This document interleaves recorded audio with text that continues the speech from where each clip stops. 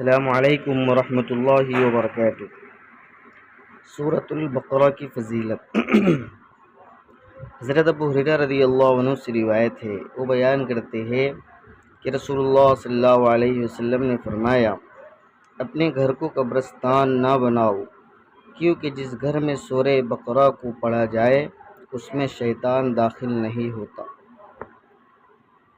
دوسری روایت ہے، حضرت ابو ہریرہ رضی اللہ عنہ سے روایت ہے، وہ بیان کرتے ہیں کہ رسول اللہ صلی اللہ علیہ وسلم نے فرمایا کہ اپنے گھروں کو قبرستان نہ بناؤ، یاد رکھو کہ شیطان اس گھر سے بھاگ جاتا ہے جس میں سورہ بقرہ کی تلاوت کی جاتی ہے۔